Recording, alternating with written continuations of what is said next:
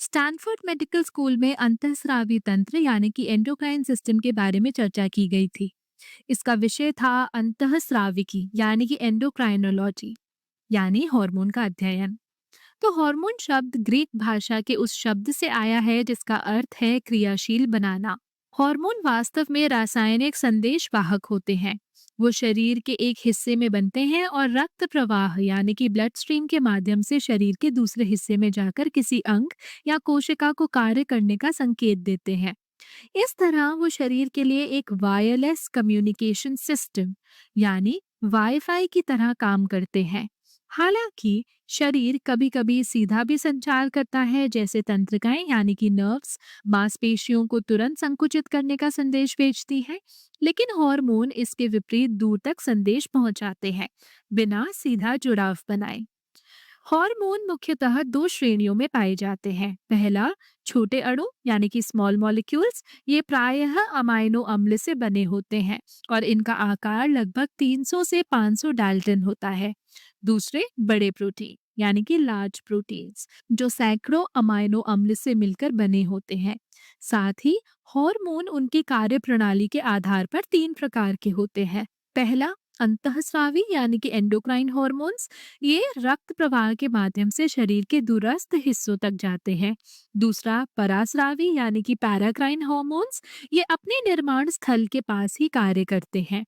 और तीसरा, स्वस्रावी यानी कि ऑटोक्राइन हॉर्मोन्स। ये उसी कोशिका या पास की कोशिका पर असर डालते हैं जहां उनका निर्माण हुआ हो। सबसे महत्वपूर्ण ग्रंथि है पीयूष ग्रंथि यानी कि पिट्यूटरी ग्लैंड, जो मस्तिष्क के नीचे स्थित होती है। इसे मास्टर ग्रंथि कहा जाता है क्योंकि ये कई ऐसे हार्मोन बनाती है जो अन्य अंगों को नियंत्रित करते हैं।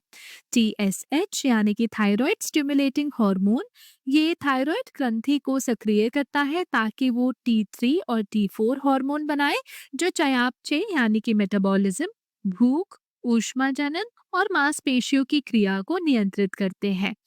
इस हार्मोन की अधिकता की वजह से हाइपरथायरॉयडिज्म हो जाता है, जिसमें तेज हृदय गति, वजन घटना और तेज ऊर्जा व्यय होता है। इसकी कमी से हाइपोथायरॉयडिज्म हो जाता है, जिसमें ऊर्जा की कमी, सुस्ती और वजन बढ़ता है। अब है ACTH यानी कि एड्रीनोकॉर्टिकोट्रोपिक हार्मोन। ये अधिवृक्क ग्रंथि यानी कि एड्रीनल ग्लैंड पर कार्य करता है और कॉर्टिसोल, एल्डोस्टेरोन और एंड्रोजन जैसे हार्मोन का निर्माण करवाता है।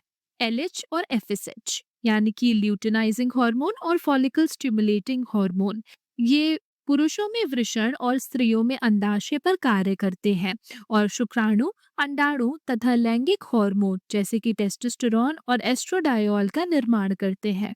फिर है ग्रोथ हार्मोन। ये हड्डियों की लंबाई बढ़ाने में मदद करता है। और प्रोलैक्टिन, ये स्त्रियों में दुग्ध स्राव के लिए आवश्यक है। एक और महत्वपूर्ण हार्मोन है इंसुलिन, जो अग्नाशय यानी कि पैनक्रियास की लैंगरहैंस द्वीपिकाओं यानी कि आइलेट्स ऑफ लैंगरहैंस में बनता है। इंसुलिन रक्त शर्करा को नियंत्रित करता है। इसकी अनुपस्थिति या कमी से मधुमेह यानी कि डायबिटीज हो जाता है। हार्मोन बनाने वाले सभी अंगों में बहुत अच्छी शिरापरक आपूर्ति यानी कि वेनस ड्रेनेज होती है, ताकि हार्मोन तुरंत रक्त में घुलकर पूरे शरीर तक पहुंच सके। ये त्वरित संचार जीवन के लिए अत्यंत आवश्यक है। अंतःस्रावी तंत्र में संतुलन बनाए रखना बहुत जरूरी है। यदि हार्मोन का स्तर अधिक या कम हो जाए तो कई प्रकार की गड़बड़ियां हो सकती हैं। अगली बार इस पर विस्तार से चर्चा की जाएगी।